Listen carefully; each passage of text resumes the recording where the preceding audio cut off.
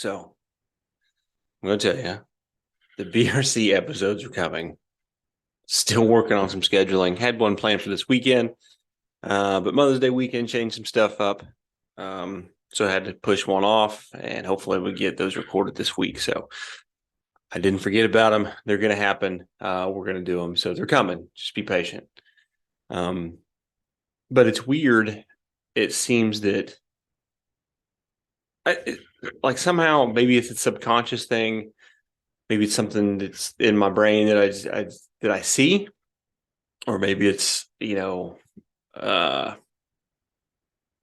force out there kind of telling me what my podcast should be about this week. But it seems like always, like every week or however long it is, like there's something that inundates me, and I feel like I need to probably address or talk about that maybe some people need to hear. So. But first, it was kind of a weird one, right? So right after this, I want you to pause the podcast, and I want you to do a buddy check, right? And this is why. I just happened to be digging in my bathroom cabinet the other day, and I found my Buddy Check bracelets, right, from the company called Brass and Unity. I worked with them before. If you've seen some of my social media stuff, I was like, okay, cool. Yeah, I haven't worn those in a while. I was going to throw them on. No big deal. And then I had posted a reel a couple of days ago, and the owner of Brass and Unity actually commented on it, Kelsie Sheren. She laughed at it. I was like, oh, man, that's crazy. Like, I just found my Brass and Unity bracelets, and then she's commented on one of my reels. And then I literally saw she had done a podcast with Jocko before, and they had to take it down for some different reasons, but she redid another podcast with Jocko, and I sat there and listened to it. Like, man, like in a week, 3 things doing with Buddy Checks, Kelsie Sheren, Brass and Unity. So it just kind of screamed to me that, hey, on the podcast we need to do a buddy check. So right now, whatever you're doing, obviously listen to this podcast, hit pause, open up your phone. I don't care how you do it, whether it's through FaceSpace, the Gram, open up Signal Chat, whatever it is. Reach out to those 1 or 2 people who you haven't heard in a while, and you're like, man, I wonder what happened to that person. I wonder what they're doing, right? Just reach out and say, hey, brother, sister, I don't know what you're up to. You're on my mind. Hope things are going great. Hit me up if you need something. All right, so do that right now, and then we'll get on with the podcast. Okay, so I'm finishing up my buddy check now. I just sent mine off, right? So, there was a guy who reached out to me a while ago. We were kind of a casual acquaintance, just kind of through, social media. And he reached out to me, and like for a couple of days, like we talked and stuff. And, I didn't realize how big of an impact we're just sitting there talking to him for that, couple minutes a day or whatever meant. And then he reached out later, was like, you don't know how much that meant, brother. You don't know how much that saved me. It was a huge deal for him. And at the time, I didn't know how much of an impact it was. So, and that's what I'm just saying. Do a buddy check real quick.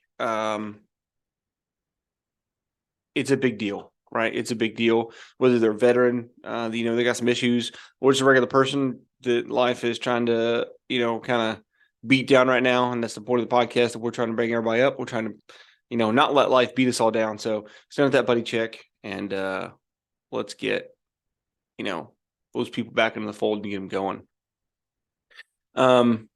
But the title of this week is The Crab Bucket, and it's kind of silly, I guess. We're not talking about SpongeBob and Plankton here. But there was a reel on the Instagram, and it talked about there was a man who went fishing. And as he was sitting there fishing, he was watching another man who was doing some crabbing, and he was grabbing his crabs and he's throwing in his bucket. And he wasn't paying attention to his bucket whatsoever. And his bucket was filling up, but there was one crab. This crab was ambitious. And this crab wasn't going to stay, right? This crab was like, I'm getting out. This ain't me. I'm not going to end up, somebody's dinner. So as this crab is starting to climb out, this guy who was fishing was like, "Hey, brother, hey, I don't know you, but hey, you know, some of those, that crab is trying to get out. I just want to let you know." And the crabbing guy was like, "No, no, no, don't worry about it. Just watch those crabs and see what happens." So as this one ambitious little crab was climbing to the top and he was about to get out of the bucket, right, and get away, all the other crabs grabbed him and they pulled him back in, right? So that's kind of where I wanted to talk about the podcast today. Um, Not about being a jerk and pulling other people down, um, but the kind of the quote or the saying is like you are the average of the five people's closest to you. So I want you to sit and think, who are your closest five people? Are you the number one person in your group? And if you are, I'm going to ask you why. And it kind of goes like this, right? So I, I have this weird thing with shoes. And this is going to sound weird, but you're going to stick with me here. So usually, when I get a new pair of shoes, I mean, dress shoes or whatever, dress shoes last forever. But when it's like a pair of running shoes or a pair of something very specific for like maybe a training event like I'm doing, um, like those shoes are only going to last for a certain period of time because you're going to wear the crap out of them. But that's some kind of significant period in your life, some kind of shared hardship, right? So maybe you're doing like an ultra marathon, right? So I had a pair of Topo Athletic Mountain Razor 2s when I trained for the ultra that I did with Brian, who's been on the podcast. And, those shoes were great. They were my favorite pair of shoe. I trained all the running with them, whatever. Like I felt like they were, great. And they were one of my favorite pair of shoes. But then basically right before the ultra, well, and then after the ultra, like they hit their limit, right? So you're supposed to replace your shoes about every, I don't know, depending on who you talk to, every 3 months or about 300 to 400 miles. And these shoes definitely had their mileage done, and they were done, right? No longer are they viable for a good running shoe because what happens, right? Running shoes, the foam breaks down. They don't support you the way they're supposed to anymore. Maybe the tread's worn out. Maybe they don't have the grip they are, right? But what happens if you keep running on a pair of old running shoes? You tend to be more prone to injuries, right? So what do you got to do? We got to buy a new pair of shoes, right? You got to level up. You got to get something newer, something better, right? And then you start training for something new. Right. So maybe our friend circle, right? I'm not saying ditch all your friends, but maybe your friend circle is like a pair of shoes, right? You have your friend circle right now. They fit your life. Exactly what your life is right now, whatever stage you're in, right? Your friend circle is perfect. And it means a lot to you right now, right? But eventually, maybe you're working on a big project, or maybe you're just at a certain kind of for me, maybe you're stationed somewhere, right? And that your friend circle is perfect. It's great, working out just like it should, right? But at some point, maybe a PCS, right? Where a permanent change of station, where I get told that I got to go, be somewhere else. Or maybe the project's over. Maybe that group of friends is a pair of worn out shoes. And now you need to move on and level up. Because what happens if you don't get a new pair of shoes? What if you keep that same circle of friends, right? You get hurt, or you don't progress, or maybe you just, you kept using that pair of shoes. It wasn't as fun anymore because like you just hurt all the time. Like, so you don't progress, you don't, move on, right? Maybe you left a base and you went somewhere else, but you kept your old friends. You didn't really get new friends, so you don't really feel like you fit in anywhere, right? Okay, that one was kind of weird, but I think it's relevant. Like maybe it's like an old pair of shoes, and you're just afraid to move on. I still have a lot of pair of shoes that I need to throw away, but I can't, right? Because I don't know, I feel like I have an emotional connection to that pair of shoes. Those shoes probably hate me because I've literally stomped on their face probably about 14 million times. But for me, it's like, it's almost like the trophy that I didn't get, or you know, a memory that I want to keep is I think about those shoes, which is okay, right? I'm not saying just abandon all your friends, but your closest circle, right? Your circle of performance. And I can tell you, if you are the number one in your group, I would ask you why. And I did earlier. Is it because you are surrounding yourself with people you know that you are better than because you want to be the number one person in your group? You feel like you have to be number one, so you kind of surround yourself with lesser people. I can tell you that if you're the number one person in your group, you're not going to progress. Very unlikely that those four people or those five people that you talk with all the time or you communicate with all the time are going to elevate your game in whatever it is you do. Right. So I would tell you, I can tell you in my close circle of friends, I am at the bottom and I do it intentionally. Well, mainly I don't do it. Well, I don't say I do it intentionally. My close circle, they're just better people than I am. I can tell you that right now. Um, and I could open my phone and show you, and I've had most of them on the podcast, and the people that I basically send dank memes to all day, and they reply back with other stuff. But you've all seen them. When it comes to, Aaron, comes to Matt, it comes to Brian, and I got a couple of those in my phone that they haven't been on the podcast. But they are better people than I am, and I'm okay with that because I am always trying to chase down their level of excellence, right? Because if I am the average of the five of them and I'm on the bottom, that means they're bringing me up, right? Now, if I was on top and I'm the average of those five, that means if I'm the average, I'm coming down, and I don't want that, right? So I want to be, or I want them to be bringing me up. And that's why, I surround myself and the close five people that I would say that I have, they're better than I am. Absolutely. And I have no problem with that, because they elevate my game and they make me a better person. I literally have to strive to be better just so it's almost like, I guess in the back of my mind is like, man, you better elevate your game because if you don't, they're going to stop talking to you because you're a loser. Right. So that's kind of what I'm telling you guys to do.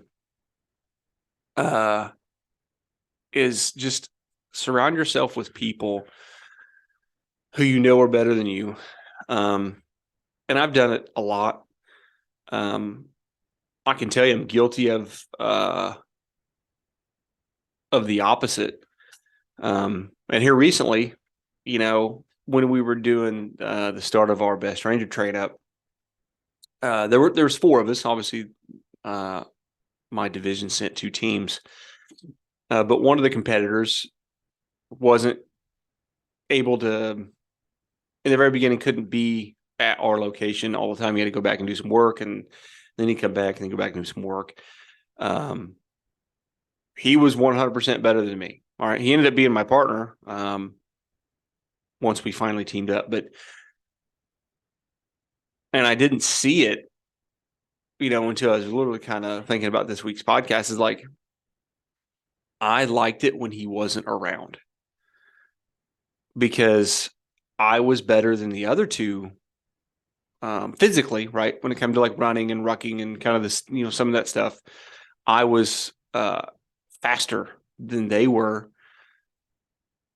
when I was the fastest of the three that were here, right? So like when we were training, I didn't have to try as hard and I could still come in first. And it kind of, that was the number one, right? But I could have worked harder than what I was. But I just had to put out just enough to be number one. And I liked it. I was like, yeah, I can, this week, great. Nate's not around. I don't have to try as hard to try to be at the top, or I don't try as hard to try to keep up with Nate. So I thought it was great. And then, but when Nate would come back, Nate was faster at running and faster at rucking than I was, and he was faster on the obstacle courses than I was.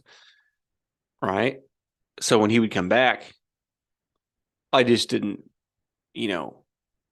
give him first place in any of these, training events. Like I was trying my damnedest. I was putting out as hard as effort as I could because I was trying to beat him. Right. His presence was elevating my game. Right. But when he wasn't there, I was falling to the average of the other guys. And again, if Christian or Ryan are listening, I don't know if they are, I'm not saying that you guys were not good, right? They were great competitors. They worked hard. They put in a shitload of effort, right? I'm just saying that, because my abilities were more than theirs. I mean, I don't think they'll argue with that when it came to kind of the physical fitness side of it. I could slack off and still be coming in first when Nate wasn't there. So I fell to the average of, the three of us. But when Nate was there, I had to elevate my game to try to be number one. And that's why surrounding yourself with people who are better than you are can elevate your game and push you to be a better person, right? And that's why you should do it. When I was in El Paso at the Sergeant Major Academy, when it came to our cycling groups, I, kind of like the little close friends, most of the friends that I had, or some of the groups that I rode with, I could be at the tough front of the pack, no big deal, pushing, whatever. But there was one guy. He was in the Air Force too. Man, that really hurts my soul. But Austin, man, he was so fast. So like when I could go riding with Austin, I would go riding with Austin because he pushed me harder than I normally would have went. I could have just went anywhere and slacked off and kind of had a good time riding, or I could have just, been average. But when Austin would invite us on big long rides, or Austin would be in a group ride, like I would go do it because Austin would push me harder. He would make me a better person, right? So again, trying to surround myself with people who are better than me to make me a better athlete, make me a better cyclist, make me a better person. I can tell you, some of my close circle, I mean, they are much better husbands and fathers than I am.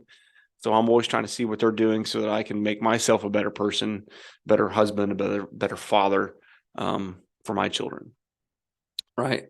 So I did take some notes because I had a lot of stuff here. I mean, I'm just winging it. It's just kind of highlights here. And then I talked about is like, if you are surrounding yourself with people who are lower than you because you want to be number one, are you just trying to, if it's at work, are you just trying to show off to your boss? Or are you trying to be like, oh, hey, boss, look at me. Like I'm better than Sally and Mike and Dave over here. Look at me. I want the raise. Right. Is that why? Are you trying to make yourself seem better than you really are?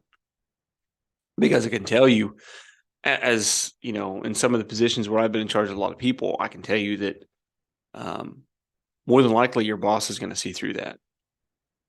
I've saw through it, seen through it. I don't know. I don't speak grammar well. It can be seen through, right? Your bosses go see through it. So I'm going to tell you, if you see someone who's just kind of cruising and they always seem to be doing better than people around them, they're just cruising, you'll be like, okay, that person's not really trying. He just kind of surrounded himself with lesser people, him or her. But if you see a dude who was grinding it out, right? May not be number one, might be coming in two, might be coming in three, but he or she is always grinding it, is always getting after it.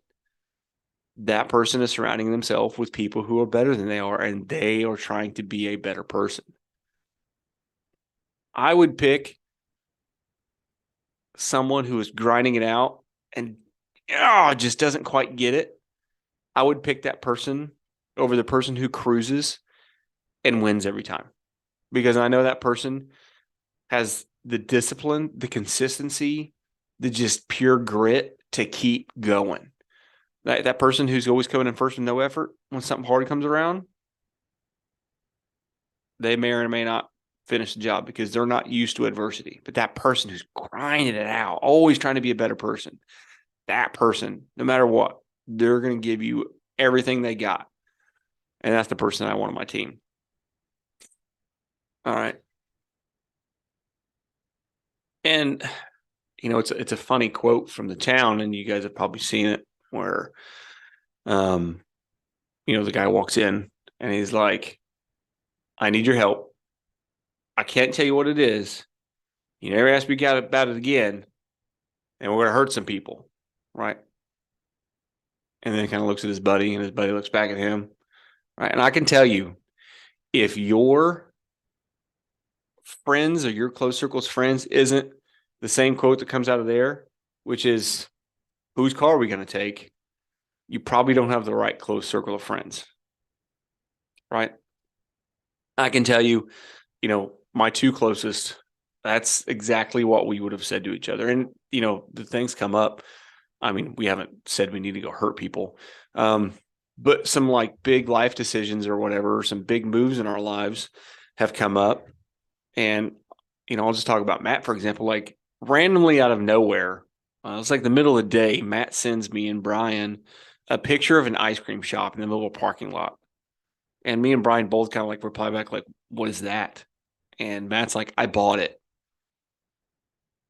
And instead of me and Brian being like, dude, you're an idiot, or what the hell are you doing? Are you stupid?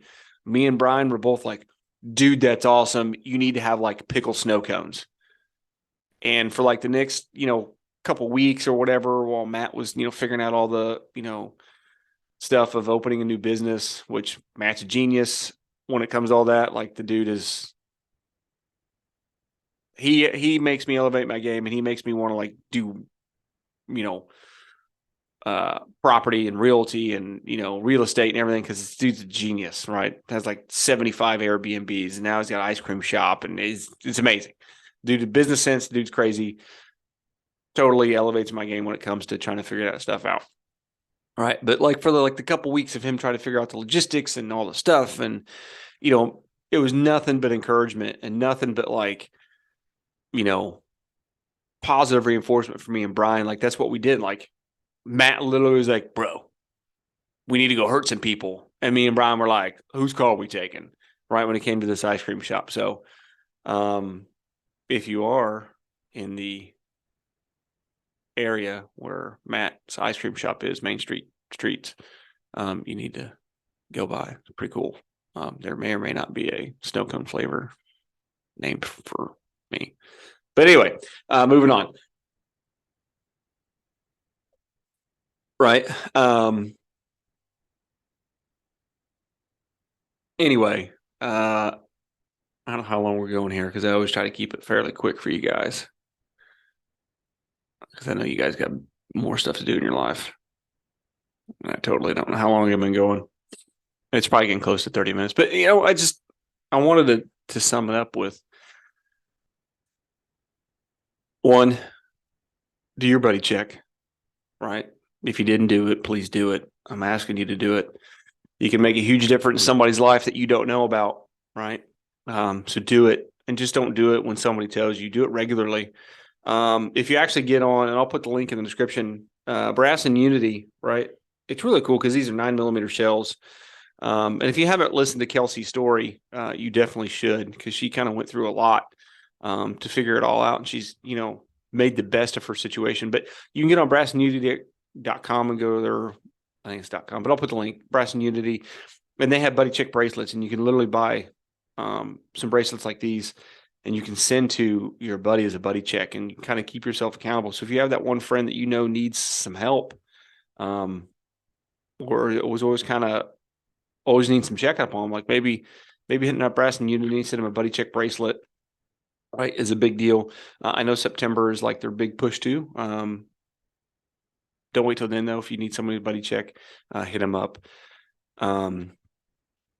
But surround yourself with people that elevate your game, whoever it is, right?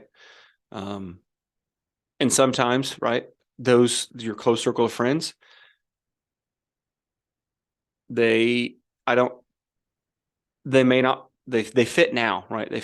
They fit now. To the puzzle piece is good now, but like maybe the puzzle changes and it's time to take a piece out, right? I'm not saying that you have to abandon a friend and never talk to them again. But maybe that puzzle piece comes out of that close circle and then a new piece comes in and they help elevate your game because that piece doesn't fit anymore. Maybe, I can tell you, like, in a way long ago, when I used to bartend at Fridays, I had a close circle of friends. We were great. And I mean, I'm telling you right now, if I said we had to go somewhere and we had to hurt some people, they'd be like, whose car are we taking? Well, they'd probably be like, hey, you know what? We're going to take my car. That's kind of the friends group I had. But like, I was very into alcohol and drinking. In that stage of my life, it worked. I worked at TGI Fridays, and that was just like our routine. Like, we worked our ass off, and then we would go have a good time after work. And then we would sleep way in and then wake up to get to work at 11 o'clock the next day. But like, I'm still friends with a lot of those people, right? We're still friends, but they're not my close circle of friends, right? They're not elevating my game. I'm not looking at them to elevate my game, but we're still friends, right? And when I go back home, like, we still meet up and we talk, and like, it's great to keep those friends. So I'm not saying abandon your friends, right? But your close circle, sometimes it changes, right? There might be one person, two people who are pretty solid in your close circle, who are just so far above you that you're going to keep chasing them, right? But sometimes, like, maybe a person doesn't fit in with your lifestyle anymore. Maybe you were big into running for a while and you had a really close runner friend and you guys were great. And you did some events together and you trained together, but you have kind of moved away from running and now you're doing, CrossFit style stuff. And your runner friend doesn't really want to do it, right? Doesn't mean you can't go run with your friend every once in a while, or you can't remain friends and hang out on the weekends or something. But, your friend group's going to change because you're going to life change a little bit, is what it is. Maybe you're a single guy and all your friends are single guys and you guys go hang out and you do, man stuff, eat nachos and whatever, watch the NFL on Sundays.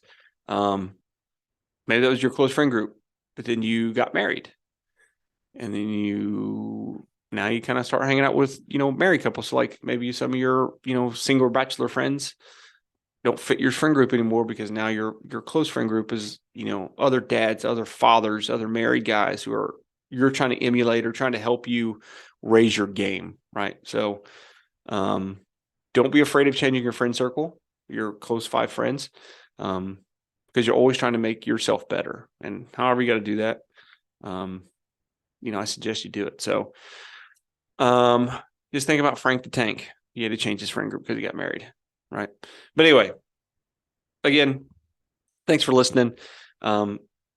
Please, if you listened, find this helpful in whatever way, throw up a comment on YouTube, throw up a comment on Facebook or Instagram, where I kind of post some of the snippets and reels, and let us know that, people are listening, that what I'm saying is useful. Right. And then I even had somebody come to me yesterday and say, hey, I got this person, this is their story. Would you want them on the podcast? I'm like, absolutely. Right. So if you know somebody who you think would have a great story to be on here and be able to talk about, how they use fitness to kind of overcome a terrible situation, or they just have something really good to talk about that you think a lot of people kind of struggle through and they've fought through it, and, their story can help others, please send me a message and be like, hey, I know this person, this is their story. Is this something you'd be interested in having them come on? And I'll probably 99% of the time say yes. So just hit me up, let me know, give us some feedback, and we'll keep doing these as long as you guys keep listening. I see you guys view it. So, but thanks again. You guys have a great day. And just remember, you're the average of your 5 closest friends. Are you at the bottom? Are you at the top? Maybe you need to reevaluate where you're at. You guys have a great day.